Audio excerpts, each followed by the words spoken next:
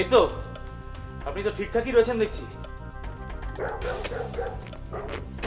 আপনার লাগেনি তো?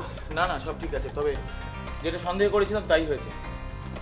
এই যে গুলির আওয়াজ শুনলাম কেন সুজিত বাবু? নিশ্চিন্তে থাকুন, অনিমা দেবীকে খুন করতে এসেছিল আততায়ী, কিন্তু পাশ বালিশ ছাড়া কিচ্ছু জখম করতে পারে। কিন্তু আপনি এখন এখানে কি করেন? আমি তো মানে কয়দিকে তাড়া করতে করতে আমাদের এখানে এসে পৌঁছেছি। কে, ডাক্তার? হ্যাঁ, ডাক্তারবাবু জেল ভেঙে পালিয়ে গেছেন তো। ও মাই গড, দীননাথ বাবু! চলুন এবার এখানে পাহাড়ে থাকো, challenge follow me, challenge. Dinanath বাবু, দীননাথ বাবু, দরজা খুলুন দীননাথ বাবু, দরজা খুলুন। দীননাথ বাবু! দরজা খুলুন দীননাথ বাবু, দরজা খুলুন। আপনি এগুলো কিছু সর্বনাশ করবেন। হ্যাঁ, দরজা ভেঙে ফেলি। হ্যাঁ। চ্যালেঞ্জি থাকুন।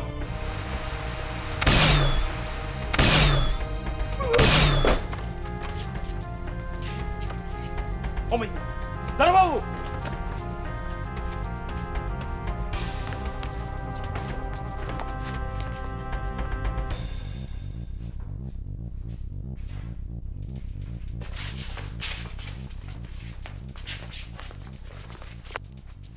আর নড়বে না, দাঁড়ান। আর এক পায়ে গবেন না, দাঁড়ান আপনি। Hands up! একদম নড়বেন না, আমি কিন্তু মাথাটা উড়িয়ে দেবো।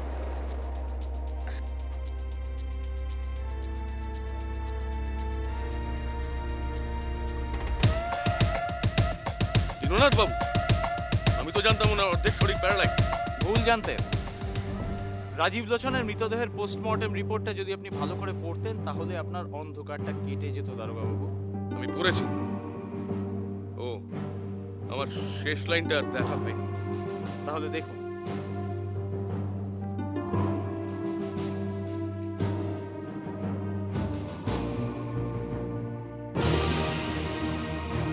লোচন বাবু,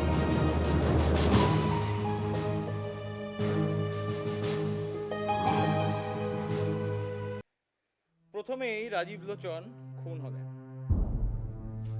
আর তার সমস্ত সন্দেহটা গিয়ে পড়ল তারই এক শত্রুর উপর। কিন্তু রাজীব লোচন আসলে খুন করলেন তার পক্ষাঘাতগ্রস্ত বড় ভাই দীননাথকে। যেহেতু দুই ভাইয়ের চেহারায় অসম্ভব মিল, সেই কারণে লাশের দাড়িগোপ কামিয়ে রাজীব লোচন বাবু নিজে নকল দাড়িগোপ পরলেন এবং প্যারালাইসিসের অভিনয় করতে আরম্ভ করলেন। এবার প্রশ্নটা হচ্ছে, কেন? যজ্ঞেশ্বর বাবুর উইলের খবর রাজীব লোচন বাবু আগেই পেয়েছিলেন এবং সেটা চেপে গিয়েছিলেন।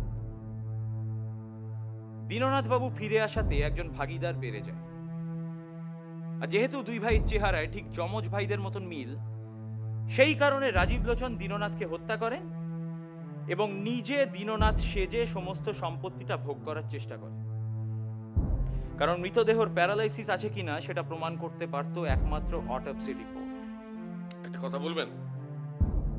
রাজীব লোচনী যে দীননাথ সেজে আছে সেটা আপনি বুঝলেন কি করে?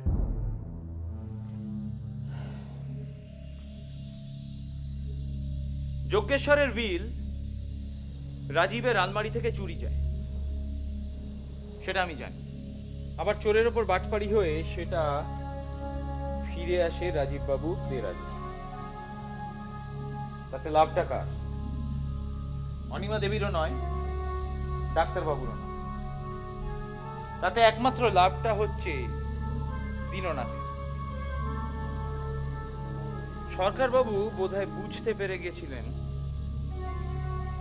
যে ওই কালো ছায়াই হলো রাজীব বাবু, আর সেই কারণেই তাকে মরতে হলো।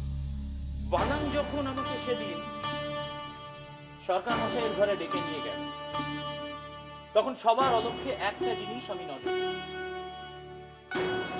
দীননাথ বাবু তার প্যারালাইসিস ভুলে, ঘোড়াতে ভুলে গিয়ে, হাতের লাঠিটি ভুলে গিয়ে ঠিক রাজীব লোচন বাবুর মতন স্বাভাবিক ছন্দে হেঁটে এসে ঘরে ঢুকলেন। আর তাতেই আমার সন্দেহটা বাড়ল।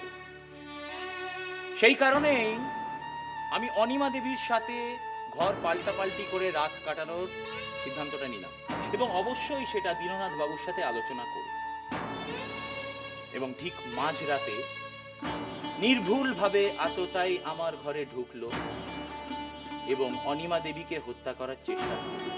ডাক্তারবাবু তাহলে নির্দোষ? নির্দোষ। ডাক্তারবাবুকে ট্রাস্টি করে রাজীববাবু সমস্ত সন্দেহের তীর তার দিকে ঘোরানোর চেষ্টা করেছিলেন। কিন্তু ডাক্তারবাবু, আপনি তো বোধহয় বুঝতে পেরে গেছিলেন যে দীননাথ বাবুই রাজীব লোচন বাবু, তাই না? হ্যাঁ, আর সেই কারণেই আমি সদরের ডাক্তার বন্ধুর কাছে একটা টেলিগ্রাম পাঠাই। আমি জানতে চাই যে ওই ডেড বডি তার উপরে কোনো প্যারালিসিসের চিহ্ন ছিল কিনা। উত্তর আসে ইয়েস। এখন সাধু সাচ্ছ, তাই না? এ বাড়িতে আসার পেছনে তোমার অন্য কোনো উদ্দেশ্য ছিল না? তুমি কি ভাবো ডাক্তার, আমি তোমাকে চিনতে পারিনি? প্রথম যেদিন তোমার সাথে আলাপ হয়েছিল সেই দিনই আমি তোমাকে চিনতে পেরেছিলাম। তুমি তুমি পীতাম্বর।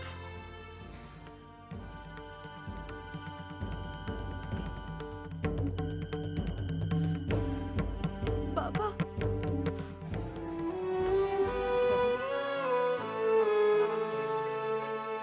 হ্যাঁ মা, আমি আমি তোমার হতভাগ্য পিতা। একদিন দুরবস্থায় পড়ে তোমাদের সবাইকে ফেলে রেখে আমি স্বার্থপরের মতো পালিয়ে গেছিলাম। তারপর বহুদিন বিলেতে আমি ডাক্তারি পড়লাম। তারপর এখানে ফিরে এলাম। ফিরে এসে তোমাদের আমি অনেক খুঁজেছি মা, অনেক খুঁজেছি, কিন্তু পাইনি। তারপর এখানে এই লোকটা আমাদের সব দুর্দশার জন্য দায়ী। ভেবেছিলাম চূড়ান্ত প্রতিশোধ নেব, সুযোগও পেয়েছিলাম, কিন্তু পারিনি। আমি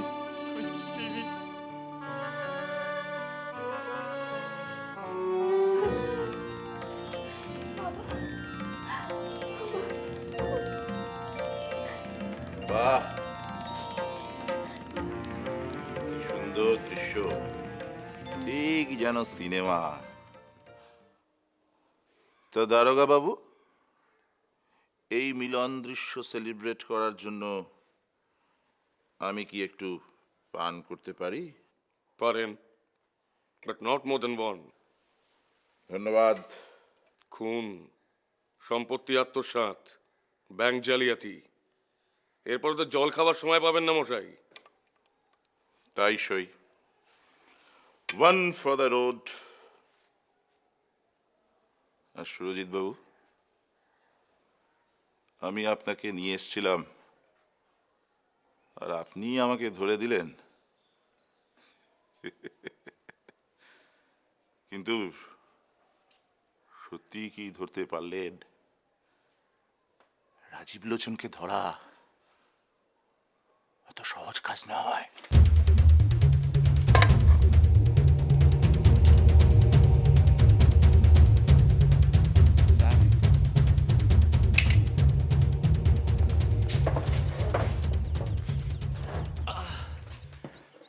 জিনিসপত্রগুলো ঘরে রেখে এসে একটু কড়া করে চা বানাতো রে। রাত জাগা টেনশন। এই শোন, টেবিলে খুব ধুলো জমেছে, একটু সময় মতো পরিষ্কার করিস তো।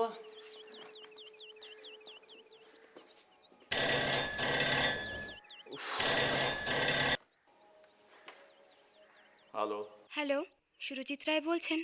আপনি একবার এক্ষুনি হোটেল ড্রিমল্যান্ডে আসতে পারবেন? কে বলছেন?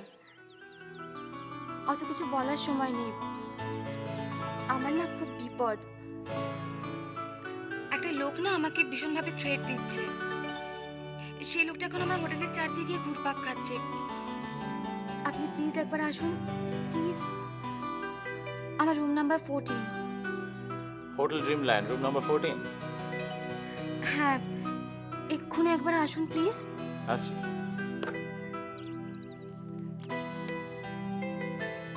সুরজিৎকে ফোন করছিলি মা? হ্যাঁ বাবা। কি বললো? বললো এক্ষুনি আসছি।